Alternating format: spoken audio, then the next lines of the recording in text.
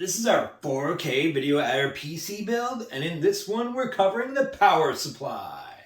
Hi, I'm Dave of Tech Experts, and we help entrepreneurs to close the gap that exists across the tools needed for your online business. And today, in this video, we're covering our power supply we chose.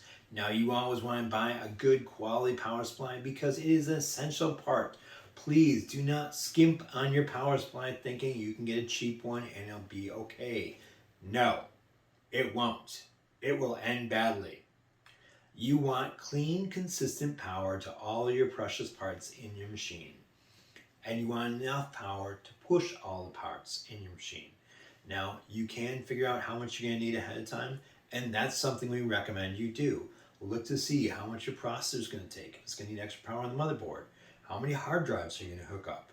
Are you going to have a big graphics card? What power rating does it recommend you have for that graphics card?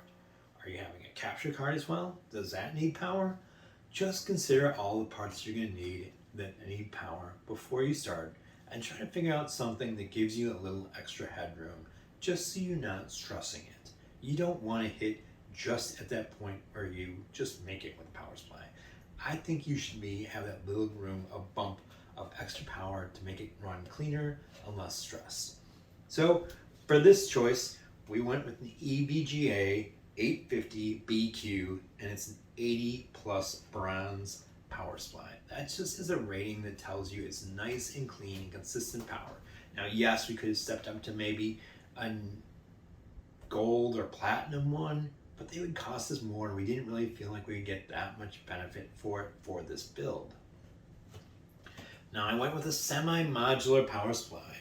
That means these cables are already attached. I have a cable for my motherboard already attached. I have a cable for my graphics already attached. I have a cable for my power supply already attached.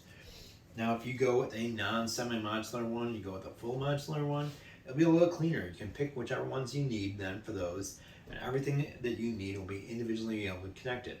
Now, they'll cost you more to go for that, so you can save a few bucks and get a better quality one if you go with the semi-modular one, and I think it's still a great way to go.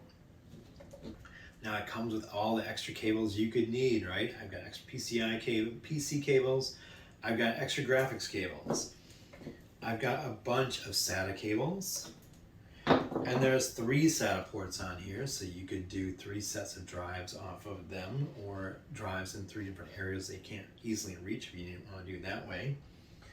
I got 2 more that'll let me do things like modular,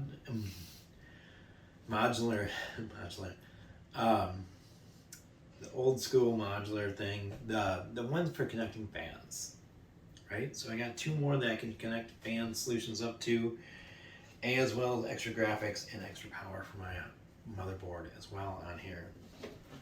Now, it also comes with a nice big giant fan on the bottom, and you can make this fan sit up or down. For ours, we're going to have it blow down through that filter, and it'll pull the air through this nice big venting system on the back.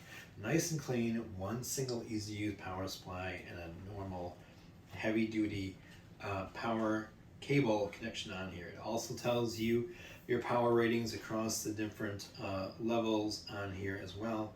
So it's really nice like that. It is a weighty drive, which is a good sign for a power supply. You want a nice big weighty, heavy, well-built power supply. They'll deliver clean and excellent power to you. Now, that's one of those things you're looking for. So make sure you check out your reviews and make sure you're getting whatever you're getting makes sense, that it has enough power for what you need, has a little extra room on it, or has growth capacity if you want to upgrade to something bigger later on. So we went with an 850, even though it may seem like a bit of an overkill for our build, but we knew we were going to be adding more drives later on, and the biggest thing, we're going to be adding a newer, higher end graphics card at some point, and we know that will draw more power. If we add a capture card, we're going to need more power for that as well. So we wanted to go with a power supply that was more than enough for what we had, but for the ability to upgrade and keep it relevant for the future. We didn't want to swap our power supply over time. Now, we easily could have gone with the case build in the scenario we have for a couple drives and the current graphics card, with probably a 550 watt power supply instead of an 850 and saved ourselves a good chunk of money. But like I said, I'm building under the assumption that at points I will upgrade. I know I'm upgrading that graphics card, and the newer graphics card will draw more power, and I want a power supply that would give me enough room to add a new graphics card, add more hard drives, and maybe even a capture card at some point to really be boosting it and make it rock and still have room to spare. So we have a beefy processor in there, and I know that it wants the extra power on the processor as well. So that's why I like this fact that it came with a CPU connection right on the power supply, and I can add another one on here if I need it. All the cables are included. There's tons of cables for tons of options, whatever you need is included in this scenario as well. So that's it for your power supply, right? Just make sure whatever you're getting is rated a little bit above what you need. You want clean, good power. Don't buy the cheap garbage power supply and save some money. It's not worth it. It is an investment that will last you a long time, and it will need to be changed easily, and a clean power will protect all of your valuable elements in there. Now, I hope you found this video helpful. If you did, please give me a big thumbs up, like us, share us with your friends and family. Make sure you're hitting that subscribe button for me so you can be in the know when we release all the new content we have coming out. We have more tech tips, more how-do-I guides. We have more how-do-I guides, tech tips, and reviews coming up, and we want you to be in the know when everything drops. We have a bunch of cool stuff coming, so please make sure you're subscribed to know about all of that. Now, if you haven't checked out our show's description, please do so.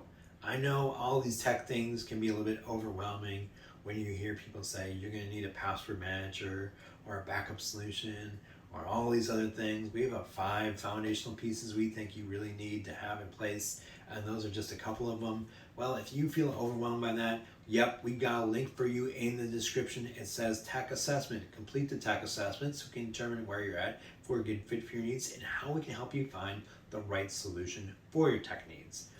As well as in the description, we have links to other videos in this series, and we have links to all the products, including this power supply. Now, those links are affiliate links, and they do pay us a small commission, but it helps us continue to make amazing and new content like this. Now, we hope you liked this. If you did, please give me a positive feedback. Leave me some comments, suggestions, or feedback down below if you have any feedback at all. You can always email me or DM me, and I'd be happy to chat with you. Again, I'm Dave of Tech Experts, and I look forward to working with you and seeing you in the next video. Stick around for the next video as we cover our cooling solution. See you then.